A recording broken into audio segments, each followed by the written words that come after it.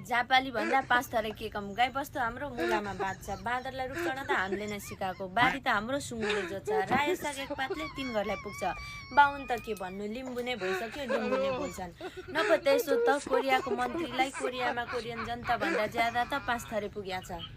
पान्थरे लिम्बू नि बिग्रिनै सकेछ। राई लिम्बू छोडेर काफ्लेलाई लखेट्छ। हाम्रो त झापामा हात्तीले जोत्छौँ, त्यही हात्ती बाँध्न मुला नै रोप्छौँ। त्यो जाबु भैँसीलाई सिङ्कामा बाँधेर एक पत्ता सागलाई खाडलमा खाँदेर सिङ्के बनाएर 1 वर्षै खान्छौँ। बाघसँग मिलेर सिकारै जान्छौँ। 2 देखि 3 केजी मेकअपै लाउँछौँ। इत्रु सुँगुर जोतेर के गरी खान्छौँ। झापामा अहिले नि डाइनोसर पाउँछ। तिर्खाले होइन, खोलाले धाउँछ। एलिजाबेथ पनि खेतालै आउँछ।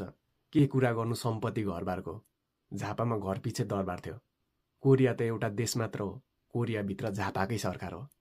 ल झापाली हो तिमी? अरे यार, झापालीको मात्र हुन्छ गफ हान्ने दम। झापाली भन्दा सिन्धुली के कम। जताततै सिन्धुलीको जुनारको चर्चा। त्यही जुनार बेचेर पैसाको वर्षा। त्यही पैसाले हेलिकप्टर किन्छौँ। BMW जाब त माग्नेलाई दिन्छौँ।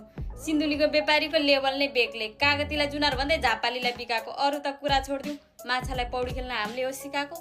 ए मुला तेर्थुमो घर लिम्बूको छोरा जाँडक से जाँटा बगाइदिन्छ खोल। सुन चाँदी त दराज पऱ्यो। कति चाहियो तँलाई? केजी के तोला? पैसा त हाम्रो पात भन्दा फालाफाल। जहाँ रक्सी बेचेर हामी हुन्छौँ मालामाल। सुँगुर त हाम्रो डाइनोसर जत्रो।